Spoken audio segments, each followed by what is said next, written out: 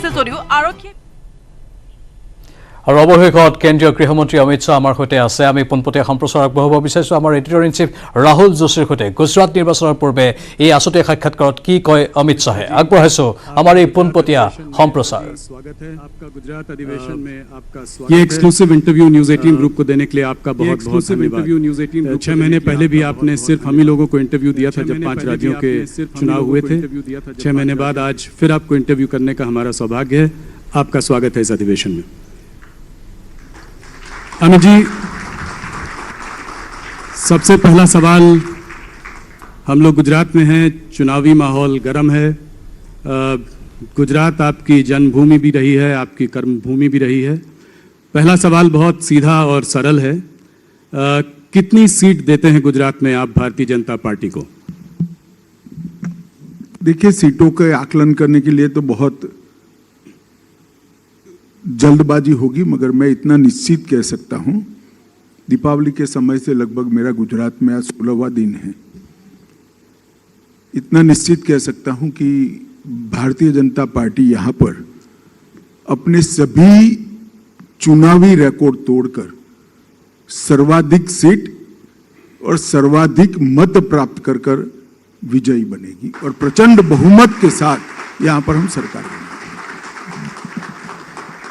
क्या आप माधव सिंह सोलंकी का 1985 का रिकॉर्ड, जो कि 149 सीटों का था, उसको ब्रेक कर पाएंगे? माफ करना आप मुझे, हम रिकॉर्ड तोड़ने की राजनीति नहीं करते हैं, ना हमारी किसी से स्पर्धा है। हमारा चुनाव का लक्ष्य है हर एक मतदाता का संपर्क हो और जो भारतीय जनता पार्टी को वोट देने वाला मतदाता है, वो हमारे कार्यकर्ता की जिम्मेदारी है कि वो हर एक मतदाता का मतदान हो।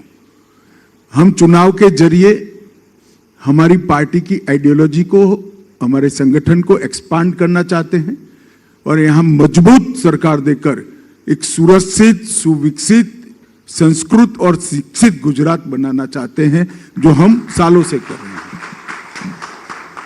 अमित जी, इस बार इस चुनाव में अहम और मेन मुद्दा क्या है? क्या फिर से एक बार मोदी जी पर भरोसा, मोदी जी के लिए प्यार, या फिर भूपेंद्र जी का प्रदर्शन भी इस बार एक बड़ा मुद्दा रहेगा? आप दोनों को अलग नहीं कर सकते हो। 1990 से लेकर आज तक भारतीय जनता पार्टी गुजरात में एक भी चुनाव नहीं आ रही है। ये भारतीय जनता पार्टी का क्लियर कट रिकॉर्ड है और आप सभी जर्नलिस्टों को मालूम पड़ना चाहिए, जब कभी भी हम चुनाव के मैदान में भारतीय जनता पार्टी गुजरात के कार्यकर्ता गए, हमने विजय प्राप्त की है और वो विजय का कारण है गुजरात की जनता का आशीर्वाद और असीम स्नेह। और मैं मानता हूं कि हमने गुजरात की जनता की अपेक्षा पर खरा उतरने के लिए कोई कसर नहीं छोड़ी है। यही गुजरात है जहां एक जमाना था, कांग्रेस का शासन था, 365 दिन के साल में से 250 दिन तक कर्फ्यू रहता था।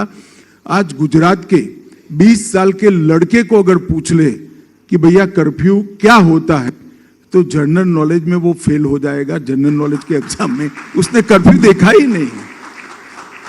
मैं खुद विद्यार्थी परिषद के काम के लिए पोरबंदर गया था। एक लेमरेटा स्कूटर के पीछे बैठकर मैं जा रहा था। पोरबंदर की सीमा शुरू होती थी, वहां पर एक बोर्ड लगाया था दबंगों ने कि यहां से पोरबंदर शुरू होता है, कानून और व्यवस्था की हद यहां पर पूरी होती है। और नोटिफिकेशन निकालकर कांग्रेस सरकार ने पोरबंदर की जेल को बंद करना पड़ा था, क्योंकि जेल चलाना वहां संभव नहीं था। इससे लेकर आज तक जो भारतीय जनता पार्टी का शासन रहा, विशेष कर मोदी जी का जो कालखंड रहा और मोदी जी के बाद का कालखंड, हमने यहां पर कानून और व्यवस्था की मजबूत एक अभेद दीवार सरहदी राज्य के अंदर खड़ा करने के लिए हम सफल हुए हैं और इसके अच्छे नतीजे आए हैं, क्योंकि कानून और व्यवस्था की अगर स्थिति ठीक है तो शिक्षा का स्तर भी सुधरता है, ग्रामीण विकास भी होता है, शहरी विकास भी होता है और इन्वेस्टमेंट भी आता है। तो इन टोटो गुजरात के डेवलपमेंट में बहुत अच्छे तरीके से हम परफॉर्म कर पाए। अमित जी, पिछले 27 सालों से गुजरात की जनता भारतीय जनता पार्टी और कांग्रेस के बीच में ही मत डालती आई है। इस बार कह रहे हैं कि एक तीसरी पार्टी भी जो है आम आदमी पार्टी, उसने भी जो है अपनी प्रेजेंस यहाँ पे बनाई है। कैसे देखते हैं आप, क्या इस बार ये लड़ाई त्रिकोणीय है? देखिए, आपने आपके यहाँ पर काम करने वाले जर्नलिस्टों से चर्चा किया होता तो शायद ये सवाल अलग तरीके से पूछते हैं। ऐसा नहीं है कि हर बार कांग्रेस और भाजपा के बीच में ही मुकाबला। बीच में केशुभाई पटेल ने अपनी पार्टी बनाई, इसके बीच में शंकर सिंह वाघेला ने पार्टी बनाई, उसके पहले चले जाए भाजपा जीतने के पहले तो चिमन भाई पटेल, जो राजनीति के बहुत बड़े जानकार व्यक्ति माने जाते हैं और जिनकी जनस्वीकृति भी काफी थी एक जमाने में, उन्होंने भी अपनी पार्टी बनाई। गुजरात ने कभी भी तीसरी पार्टी के कंसेप्ट को एक्सेप्ट नहीं किया है। गुजरातियों का स्वभाव है सबकी सुनते हैं। अब सुनने के कारण किसी के मन में भ्रांति हो जाए तो मैं क्या कह सकता हूं, डिब्बे खुलने दीजिए, परिणाम बहुत स्पष्ट आने वाला है। अमित जी, बहुत लोगों का कहना, हमारे यहाँ पत्रकार जो साथी हैं उनका कहना यह है कि भारतीय जनता पार्टी की लड़ाई इस बार भारतीय जनता पार्टी से ही है, क्योंकि काफी बड़े बड़े नेताओं का टिकट तो अच्छा ही है, जो जीतेगा वो भाजपा का जीतेगा। जी जी जी पर सवाल यह है कि काफी बड़े नेताओं के टिकट कट गए हैं। काफी लोगों को आपने, जो कि बहुत समय से भारतीय जनता पार्टी के संग जुड़े हैं, 5 बार एमएलए रहे हैं, 7 बार एमएलए रहे हैं, मधु श्रीवास्तव हो, योगेश पटेल हो, इस तरह लोगों को इस बार टिकट नहीं मिला।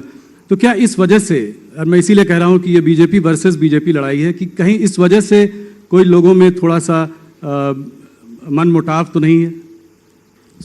जरा भी मन मुटाव का सवाल नहीं है। आप जो कह रहे हैं वो पहली बार नहीं हुआ है।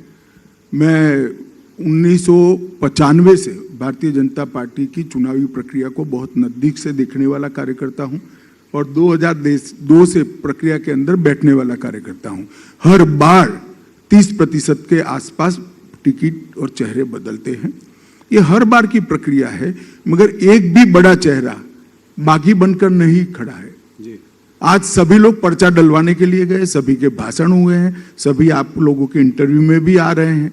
भारतीय जनता पार्टी का एक कल्चर है कि भारतीय जनता पार्टी में जो फैसला होता है वो स्वाभाविक रूप से, अगर मेरे लिए कोई मुझे पसंद ना आए ऐसा फैसला होगा तो मैं व्यक्ति हूं, अंततोगत्वा दुख तो होगा ही होगा, मगर इसका मतलब ये नहीं कि मैं पार्टी के खिलाफ काम करूंगा।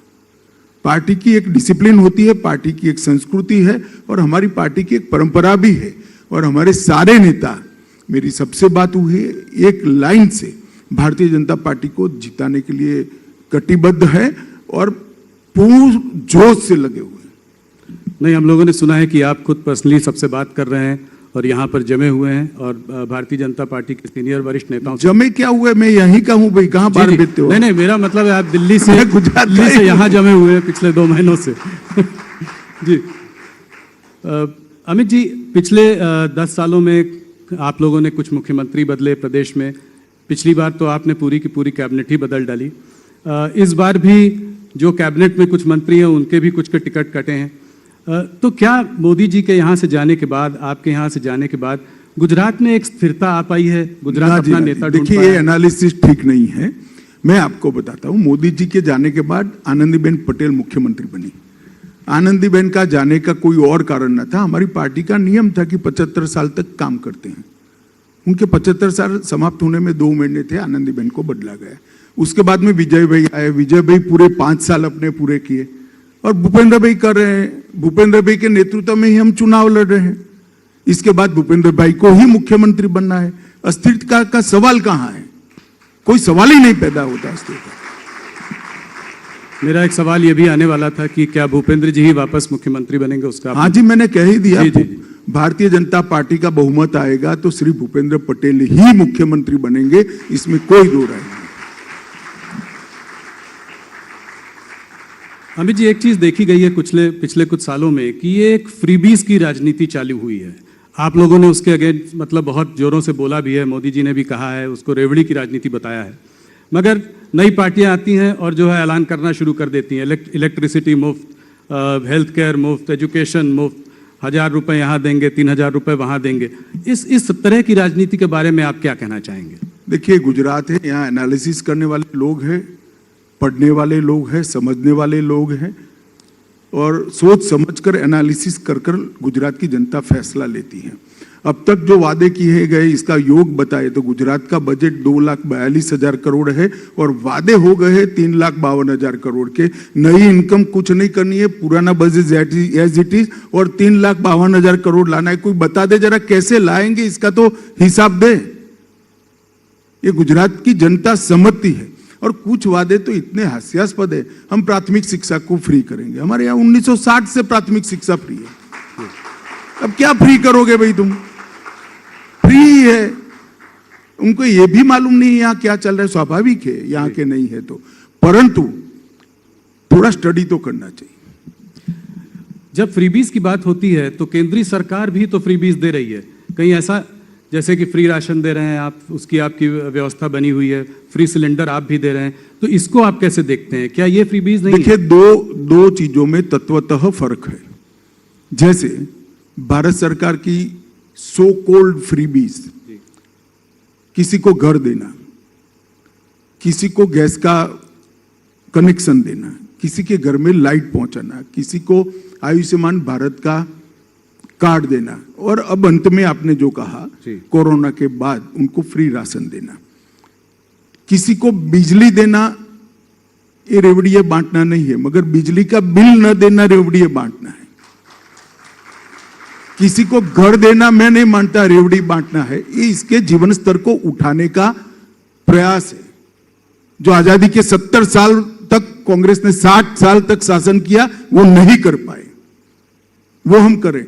मगर फिर घर का टैक्स हम माफ नहीं करते, इसका हम शौचालय बना देते हैं क्योंकि अधिकार है 75 साल के बाद एक महिला का कि घर में शौचालय हो, उसको एम्ब्रेसमेंट ना हो सुबह, मगर हम शौचालय का रिपेयरिंग नहीं कर देते।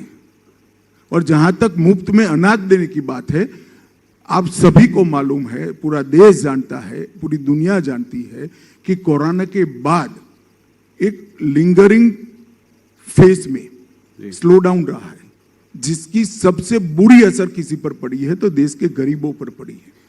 सोसाइटी का कोई भी सेगमेंट कुदरती आपत्ति के कारण, महामारी के कारण अगर किसी भी तरह से प्रभावित होता है तो शासन की जिम्मेदारी है, नैतिक जिम्मेदारी है इसको मदद करना। जैसे बाढ़ आती है, सूखा आता है, साइक्लोन आता है, तो हम मदद करते, वो फ्रीबीज नहीं है, उसका सपोर्ट है।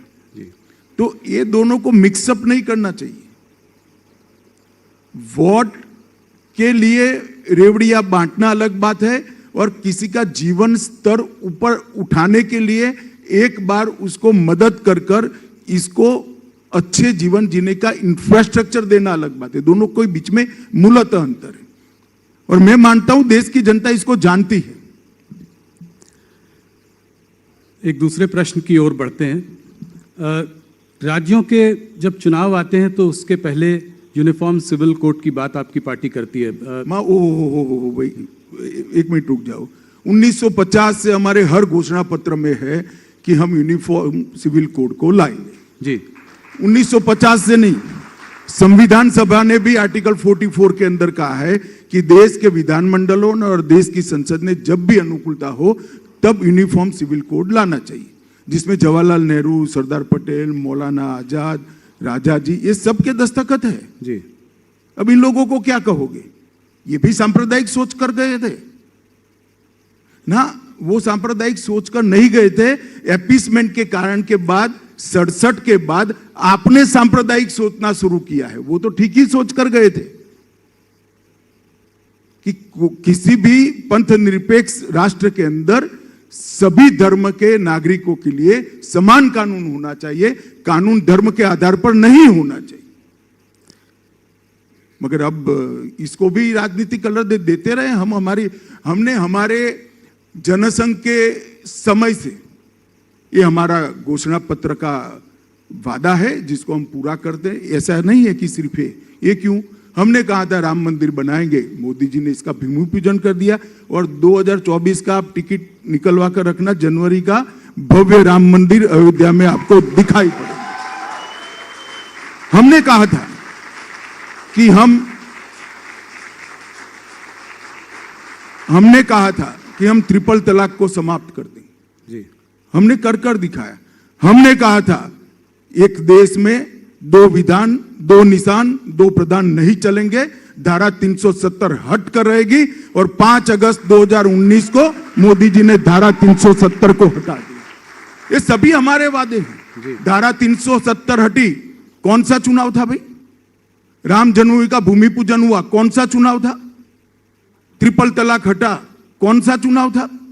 और अगर आप नहीं हटाना चाहते हैं, आप कॉमन सिविल पर्सनल लॉज को सेव करना चाहते हैं, तो कांग्रेस पार्टी ने कह देना चाहिए कि इस देश में कॉमन सिविल कोड नहीं होना चाहिए। इतनी नैतिक ताकत तो होनी चाहिए। मैं तो कांग्रेस के सारे नेताओं को कहता हूं कि मीडिया अगर इकट्ठा ना होता तो हम भेज देते हैं, सब लोग एक बार घोषणा कर दो कि देश में कॉमन सिविल कोड नहीं होना चाहिए। कुछ ट्रेंड तो लो जी। मैंने तो ऐसी कंफ्यूज पार्टी ही नहीं देखी। धारा 370 हटाने का बिल लेकर गए, तो मैंने बोला भाई आप मनीष भाई ने भाषण किया था, मैंने बोला आप हाँ बोल रहे हो और ना बोल रहे हो जी। कि कई बार ब्लैक एंड व्हाइट नहीं होता है, कुछ बार बीच का ही होता है, मगर हम बीच के नहीं है।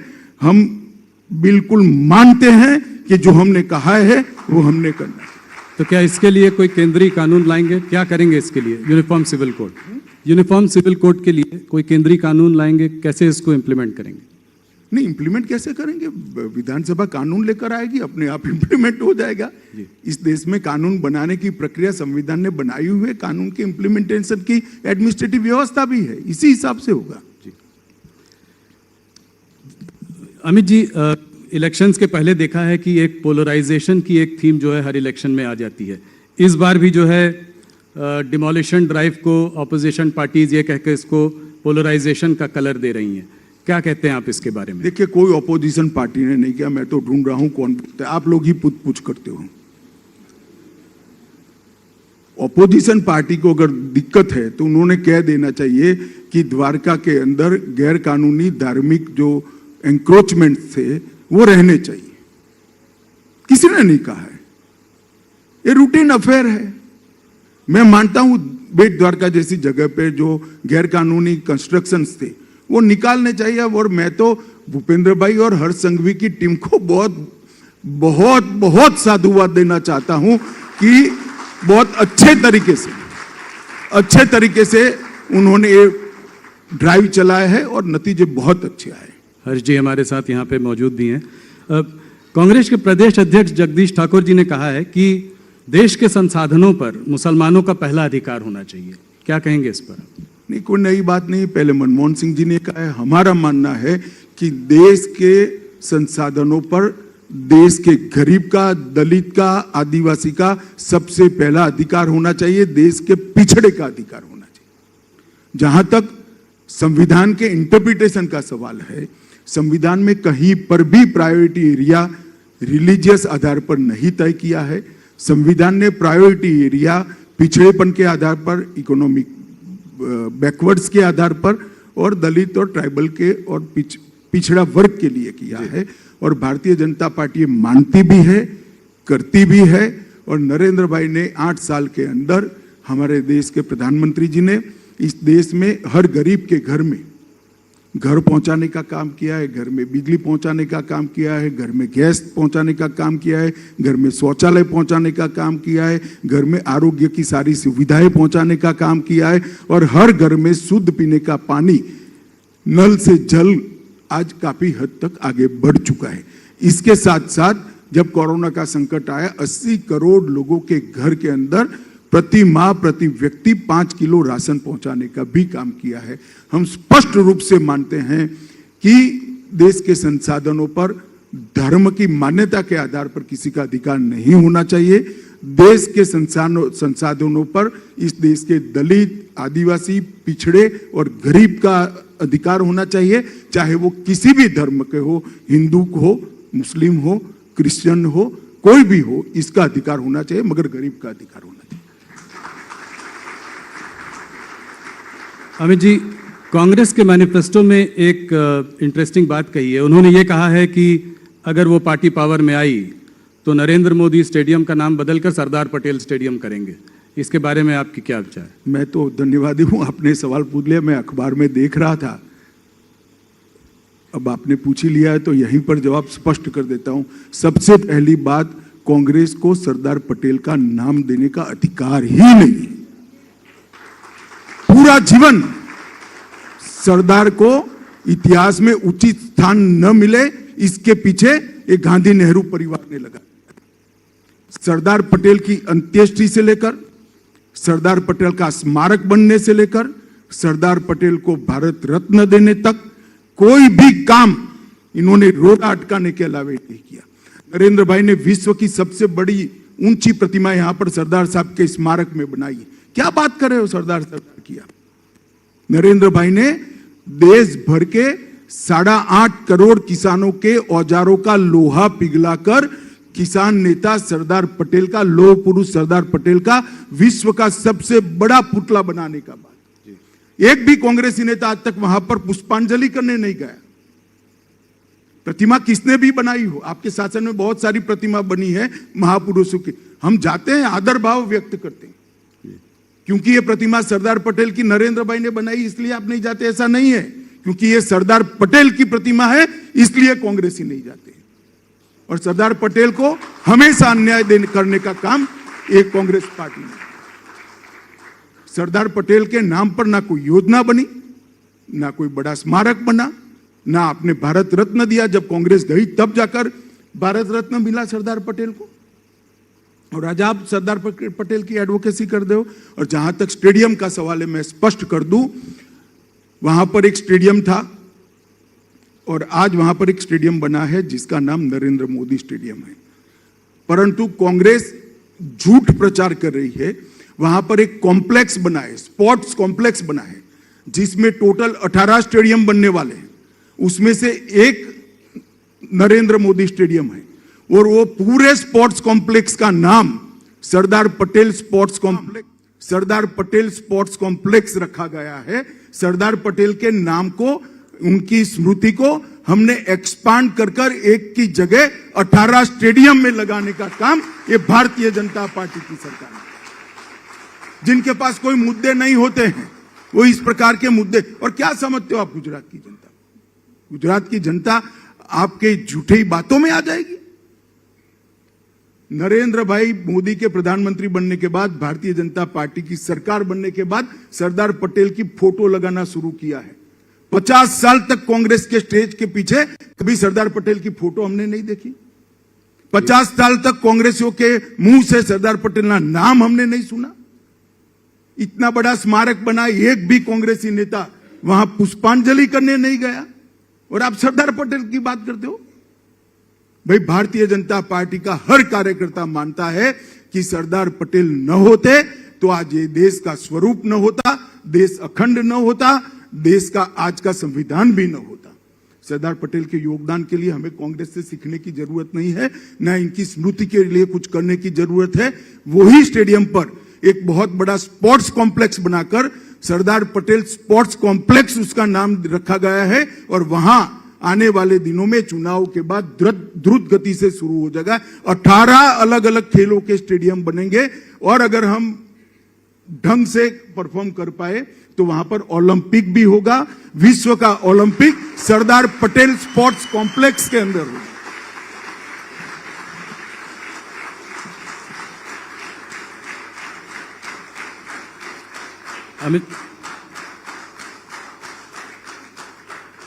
अमित जी, एक बार मैं फिर कोशिश करूंगा आपसे एक सवाल घुमा घुमा कर पूछने की मुझे थोड़ी सी आदत है।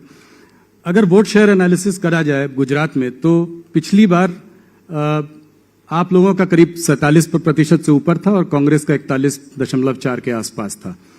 आपका ये वोट शेयर जो है 47 से 50 के बीच में बना रहा है।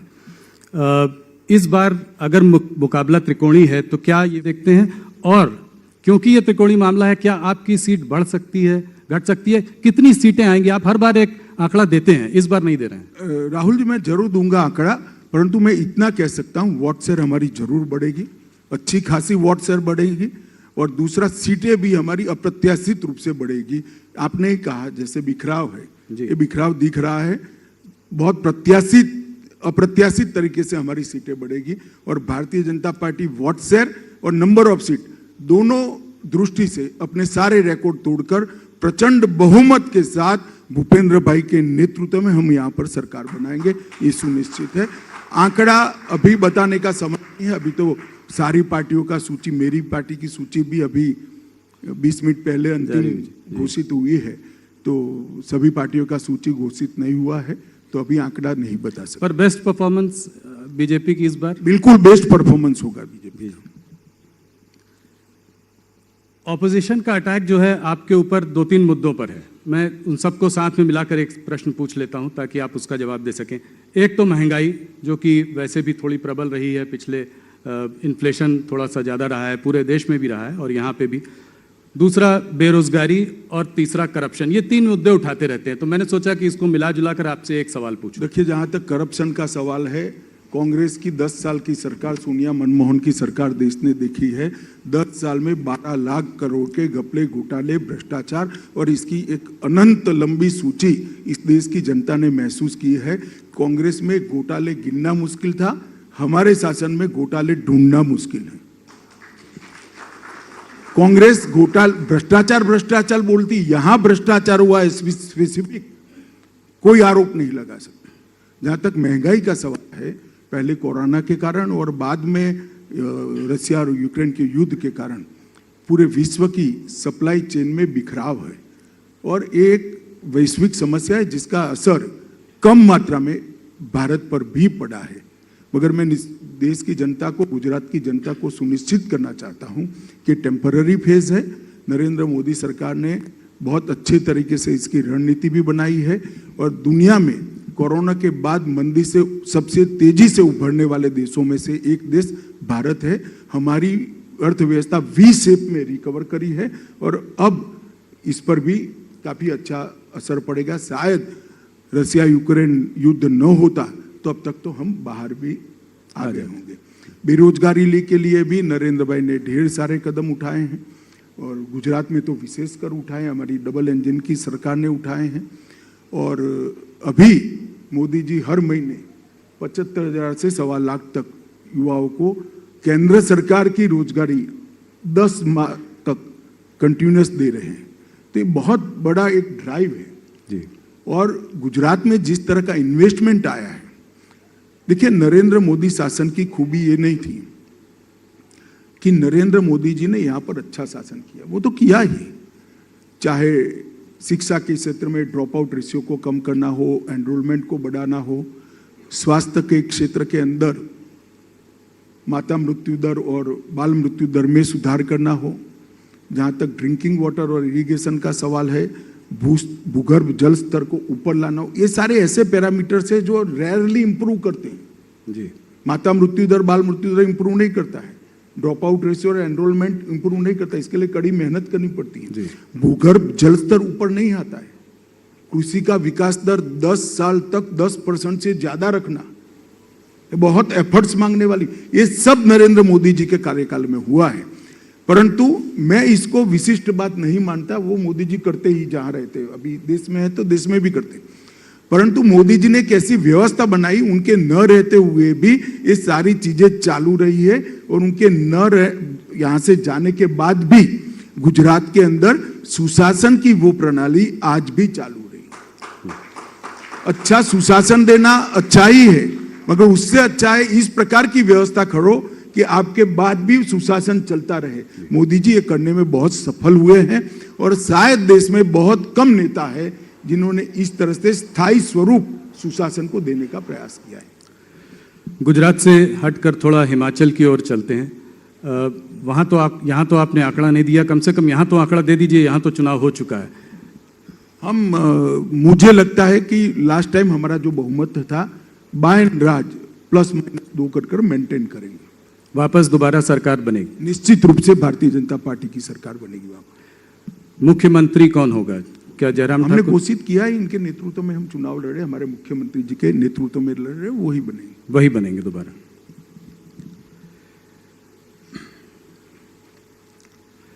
थोड़ा सा आपका समय मुझे कम मिलता है, बहुत कम आप इंटरव्यू देते हैं, थोड़ा सा राष्ट्रीय मुद्दों पर बात करें और प्रदेशों की तरफ भी एक नज़र डाल लें।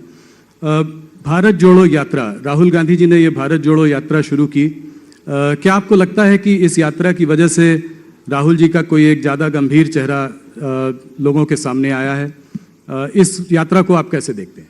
देखिए, इसका पॉलिटिकल एनालिसिस तो कुछ समय के बाद सातत्यपूर्ण तरीके से कितनी गंभीरता रहती है इसके आधार पर ही होगा, परंतु मैं तो पुरुषार्थ का समर्थक व्यक्ति हूं। कोई भी व्यक्ति पुरुषार्थ करता है, अच्छा ही है।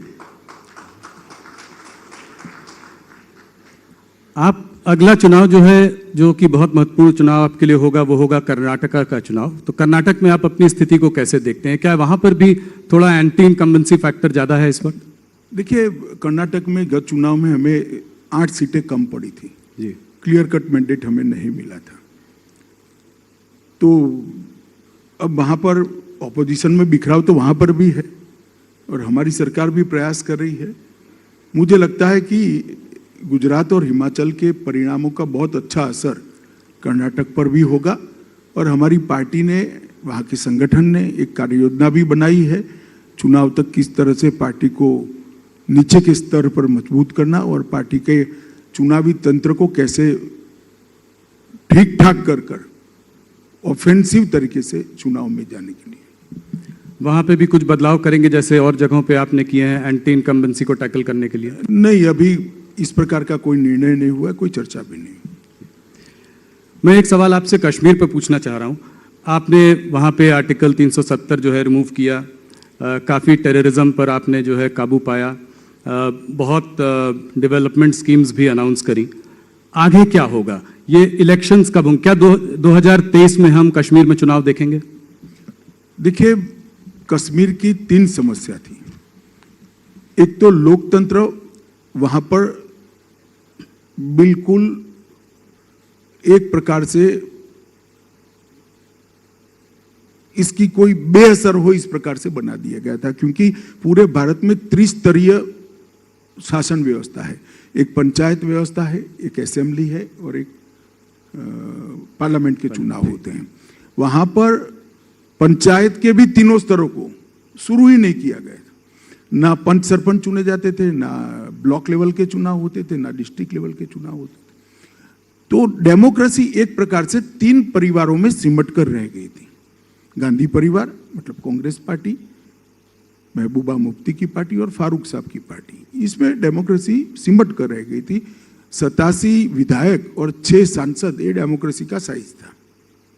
आज नरेंद्र मोदी सरकार के कारण वहां पर 30,000 से ज्यादा पंच सरपंच चुनकर अपना काम कर रहे हैं जी। तो डेमोक्रेसी को ग्रास रूट लेवल तक परकोलेट करने का काम नरेंद्र मोदी सरकार ने किया। आज तक 1990 से जब से आतंकवाद वहां पर बढ़ा, तब से लेकर आज तक हम आतंकवाद के खिलाफ तो लड़ते रहे। जिसने भी लड़ाई लड़ी है बहुत अच्छी लड़ी, सभी एजेंसियों ने, सभी सरकारों ने। मैं इसकी कोई टीका टिप्पणी करना नहीं चाहता। इसके आंकड़े तो बढ़ते घटते रहते हैं, मगर आतंकवाद के खिलाफ लड़ाई लड़ी, मगर आतंकवाद के पोषण करने वालों के खिलाफ कभी लड़ाई नहीं लड़ी गई। हमने हुर्रियत को टफ जवाब दिया, जमाते इस्लामी पर बैन लगाया और आतंकवाद की पूरी इकोसिस्टम, जो उनको पैसा सप्लाई करते थे, जो वैचारिक आधार प्रदान करते थे और जो अलग अलग प्रकार की व्यवस्थाओं में इनके मोहरे बैठे थे, इस सबको रूथलेसली क्लीन अप करने का काम भारतीय जनता पार्टी की नरेंद्र मोदी सरकार ने किया है और मैं मानता हूं यही आतंकवाद के खिलाफ सच्ची सफलता है। और इसके कारण आप देखेंगे तो 90 से बाद आज सबसे कम आतंकवादी घटनाएं होती है, सबसे कम लोगों की जान जाती है और हमारी सफलता सबसे ज्यादा ये है कि पहले आतंकवाद के खिलाफ सेंट्रल एजेंसियां लड़ती थी, सीआरपीएफ, मिलिट्री, बीएसएफ लड़ता था। आज आतंकवाद के खिलाफ जम्मू कश्मीर पुलिस लड़ रही है। ये बहुत बड़ी परिवर्तन का अच्छा चिन्ह है। और तीसरा, वहां डेवलपमेंट को कोई कुछ मानता ही नहीं था। चावल मिल जाए, दवाई मिल जाए, वही डेवलपमेंट था। 70 साल तक जम्मू कश्मीर में 12,000 करोड़ का इन्वेस्टमेंट आया था और ये 5 साल के अंदर, 4 साल के अंदर जम्मू कश्मीर के अंदर 56,000 करोड़ रुपए का डेवलपमेंट इन्वेस्टमेंट आया। कोई ऐसी राष्ट्रीय शिक्षा संस्थान नहीं है जो 2 की संख्या में, एक जम्मू में एक और कश्मीर में न खुले हों। चाहे एम्स हो, चाहे IIM हो, चाहे IIT हो, हर राष्ट्रीय शिक्षा संस्थान आज वहां पर खुला है जी। और जम्मू कश्मीर के टूरिज्म के अंदर अब तक के साल में 80 लाख से ज्यादा लोग टूरिस्ट पहुंचे हैं जी, जो अब तक का जम्मू कश्मीर के आजादी के बाद का सर्वाधिक आंकड़ा है। रिकॉर्ड टूरिस्ट अमरनाथ यात्रा में गई, एकदम शांतिपूर्ण तरीके से अमरनाथ यात्रा पारित हो गई। और जम्मू कश्मीर के अंदर आज तक दलितों को, पिछड़ों को, ट्राइबलों को रिजर्वेशन का अधिकार नहीं मिलता था।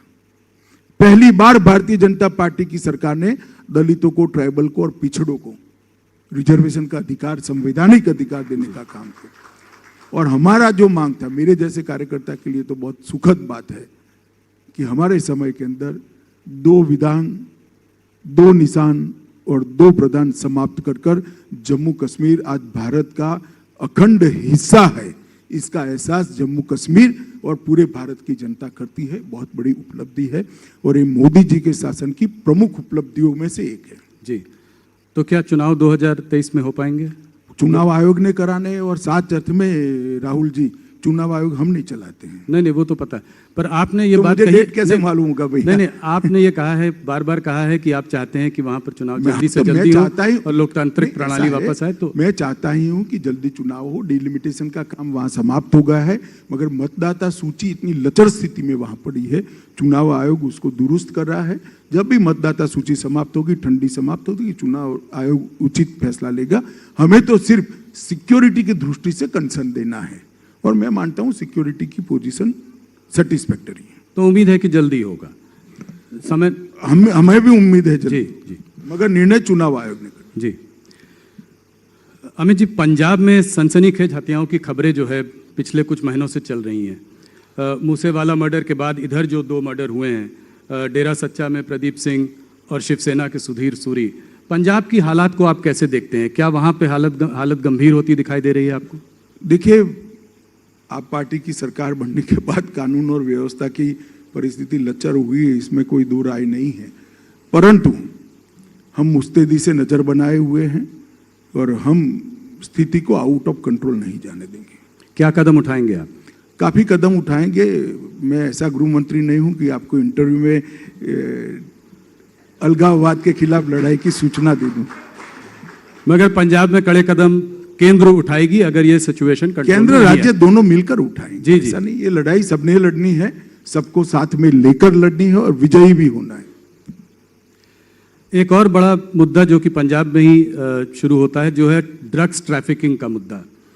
इसको कैसे काबू पाएंगे? इस पर कैसे काबू पाएंगे? इसको ड्रग जिहाद का नाम भी दिया जा रहा है। पीढ़ी की पीढ़ी जो है बर्बाद, देखिए नशे में बर्बाद हो। मैं आपको बताता हूं कि ये 3 साल के अंदर नरेंद्र मोदी के नेतृत्व में भारत सरकार ने ड्रग के उपयोग, ड्रग की बिक्री और ड्रग का भारत के समुद्र के रास्ते से दुनिया के अलग अलग जगह पे जाने के रास्ते या जमीनी रास्ते से सब पर कठोर कार्यवाही की।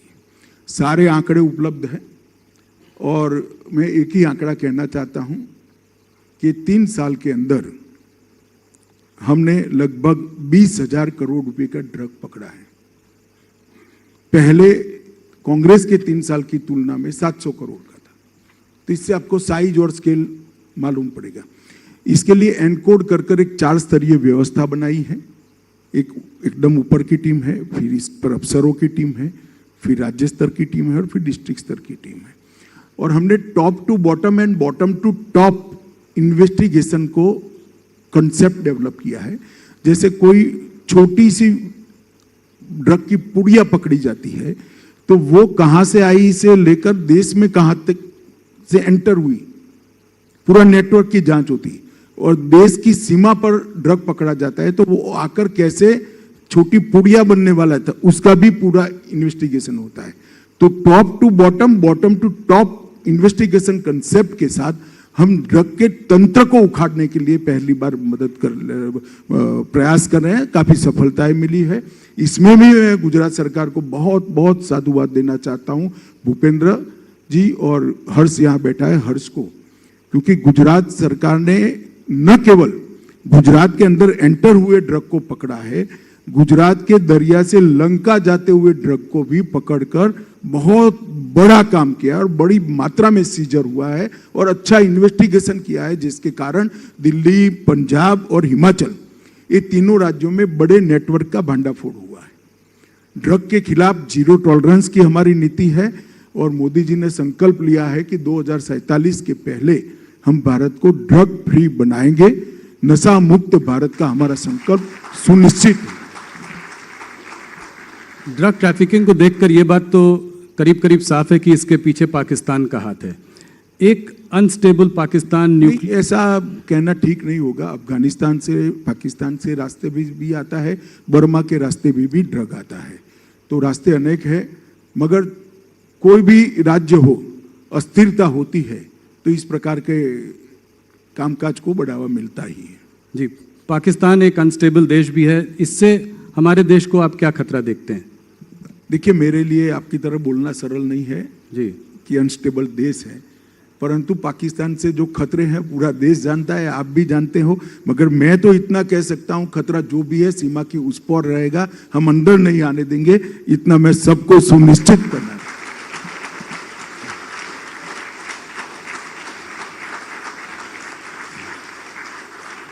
जो एरिया कश्मीर का पाकिस्तान के पास है, जिसको कि हम पाकिस्तान ऑक्यूपाइड कश्मीर कहते हैं, उसको वापस लेने के लिए क्या कदम उठाएगी सरकार, क्या आशा कर सकते हैं हम? देखिए, ऐसे कदमों की सार्वजनिक चर्चा नहीं होती है, मगर भारत का संपूर्ण रूप से मानना है, हमेशा से मानना रहा है, आज का नहीं है, हमेशा से मानना रहा है। हमारी पार्लियामेंट का संकल्प है कि हमारा हिस्सा है।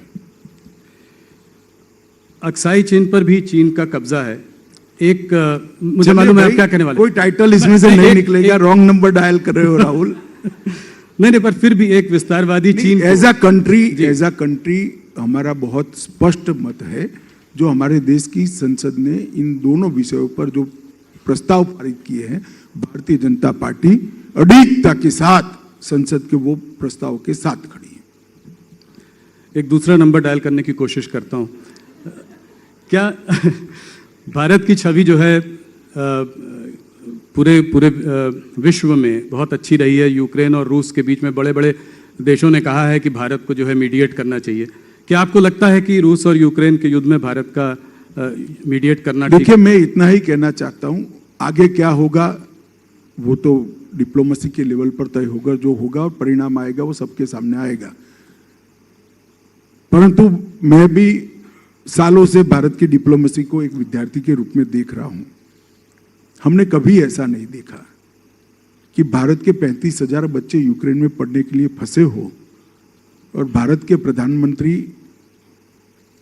यूक्रेन और रशिया के राष्ट्राध्यक्षों से बात करें कि भैया हमारे बच्चों को हमें वापस लाना है, आप थोड़ा गोलाबारी 2-3 दिन के लिए बंद करो और 72 घंटों के लिए दो देश के युद्ध का सीज फायर हो जाए। ये हर भारतीय के लिए गौरव की बात है। ये भारत के प्रभाव का परिचायक। और अब G20 मोदी जी आज गए हैं, G20 की चेयरमैनशिप भारत के पास आ रही है। ये साल पूरी दुनिया के मतलब कंट्रीब्यूट करने का भारत का साल है। हम सब भारतवासी इससे बहुत आशान्वित हैं। अमित जी, एक ग्लोबल नैरेटिव ऐसा भी बन रहा है वेस्टर्न मीडिया में, खास करके माइनॉरिटीज़ को लेकर, कि मुसलमानों को यहाँ पर सताया जा रहा है। ये जो एक साजिश चल रही है, इनफैक्ट अभी एक अमेरिकन स्कॉलर साल्वाटोर बेबॉन्स यहाँ आए थे देश में, तो उन्होंने कहा कि जो है भारत का बुद्धिजीवी वर्ग जो है वो एंटी इंडिया है। क्या ऐसा आप मानते हैं? ये ऐसा नैरेटिव क्यों बन रहा है? इसके पीछे क्या साजिश है? देखिए, तो एनालिसिस का सवाल है। मैं ये मान सकता हूं कि अगर किसी को स्पेशल फेवर मिलती थी तो हमारे राज्य में वो नहीं मिलेगी, हमारे शासन में नहीं मिलेगी। और ये हमारे संविधान का स्पिरिट, किसी को स्पेशल फेवर नहीं मिलनी चाहिए। Justice for all, appeasement to none, ये भारतीय जनसंघ का मूल सूत्र है और हम उसी पर चल रहे हैं। किसी को अन्याय नहीं करेंगे, मगर किसी का एपिसमेंट तुष्टीकरण भी नहीं करेंगे। ये देश संविधान के हिसाब से चलना चाहिए और संविधान के स्पिरिट से हिसाब से चलना चाहिए। अब किसी को स्पेशल फेवर बंद होती है, इसको आप अन्याय कहते हो, तो आपको अन्याय की डेफिनेशन बदलनी चाहिए, उनकी डेफिनेशन बदलनी चाहिए। अमित भाई, ये मैंने पिछली बार भी आपसे ये सवाल पूछा था, सीए को आप कब तक नोटिफाई कर पाएंगे? आपने कहा था there is no question of going back. ऐसा है जी, सीए देश का कानून है, आप पहले ही समझ कर चलिए। जी, कोरोना के कारण जारी होने में, मतलब उसको लागू करने में हमें थोड़ी देर हुई है, मगर अब कोरोना की स्थिति ठीक है और सीए का लागू होना सुनिश्चित है।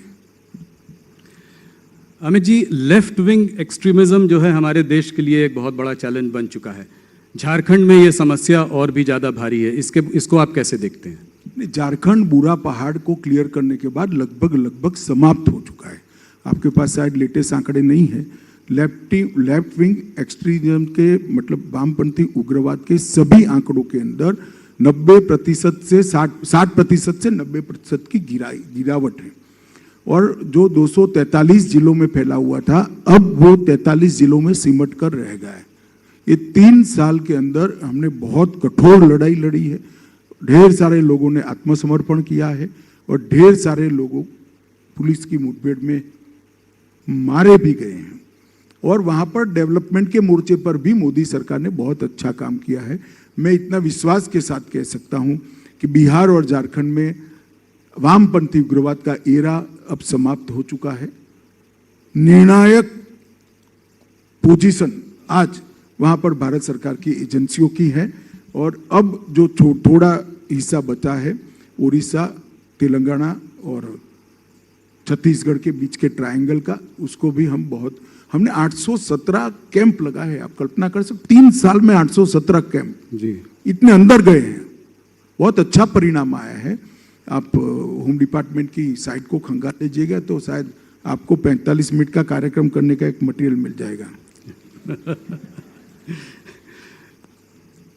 अमित जी, 2-3 सवाल और। मुझे पता है कि समय आपके पास कम है, पर आपको पकड़ना आसान भी नहीं है, इसलिए मैंने कहा कि 2-3 सवाल और पूछ लेता हूँ। इंटेलिजेंस एजेंसीज ऑपोजिशन का कहना है कि ये सरकार जिस तरीके से यूज़ कर रही है, एक डर बनाने का माहौल, नेताओं के पीछे जो है ईडी को लगा देना। इधर बीच एक स्पेशल कोर्ट ने ये तक कहा कि जो है संजय राउत जी के पीछे जो ईडी का इन्वेस्टिगेशन रहा वो एक विच हंट है। इसको आप कैसे देखते हैं? देखिए, हमारे देश में न्यायिक व्यवस्था बनी है और 3 स्तरीय न्यायिक व्यवस्था है। सेशंस कोर्ट होते हैं, हाई कोर्ट होते हैं, सुप्रीम कोर्ट होती है, जो देश की सर्वोच्च अदालत है। किसी को भी कोई भी ग्रीवेंस है तो प्रेस में जाने की जगह कोर्ट में जाना चाहिए।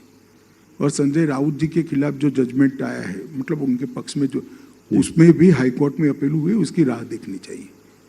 मुझे मालूम नहीं है लीगल पोजीशन क्या है, मगर हमारी सरकार की समय में एजेंसियों का रिकॉर्ड है, जो भी केस बनाए वो कोर्ट में टिकते हैं और मेरिट्स के आधार पर केस बने हैं। जी, 2024 के चुनाव को आप कैसे देखते हैं? जो सीट आपके पास प्रचंड बहुमत आई थी, उससे आप उससे अच्छा कैसे कर सकते हैं?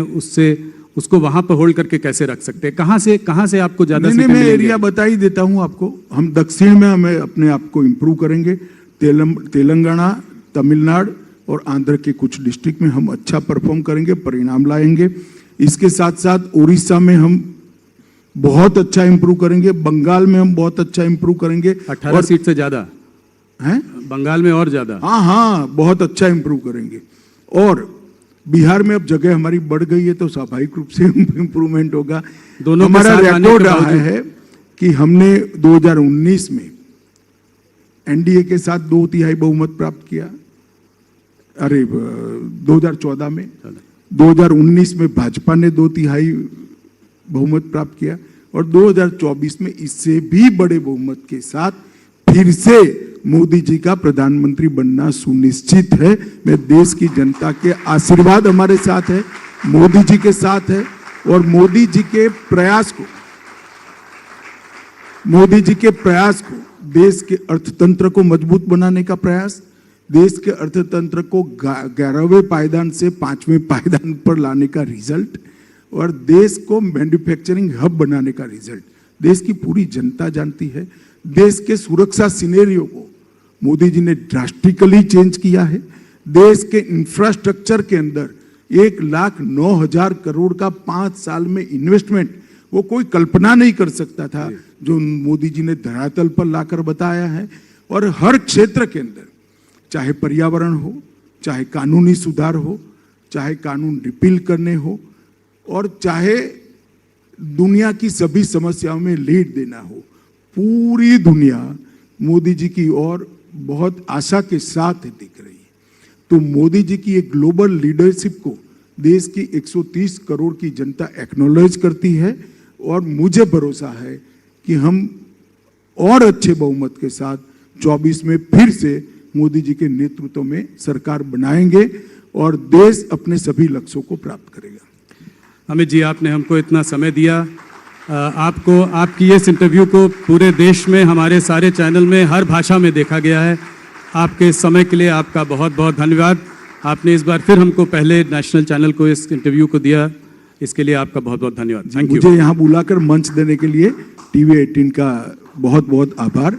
और गुजरात की जनता को मैं अपील करना चाहूँगा, जिन्होंने किया है इन पर भरोसा रखना, वो ही करेंगे, वो ही गुजरात को मजबूत बनाएंगे, वो ही गुजरात को नंबर 1 बनाएंगे। जिन्होंने किया है इस पर भरोसा रखना। धन्यवाद। बहुत बहुत धन्यवाद। देश के गृह मंत्री अमित शाह जी हमारे साथ थे। अमित जी, मैं गुजारिश करूंगा, राहुल जी से गुजारिश करेंगे कि केंद्रीय गृह मंत्री अमित शाह जी को धन्यवाद दें इस मंच पर, हमारे मंच पर आने के लिए। अमित शाह जी।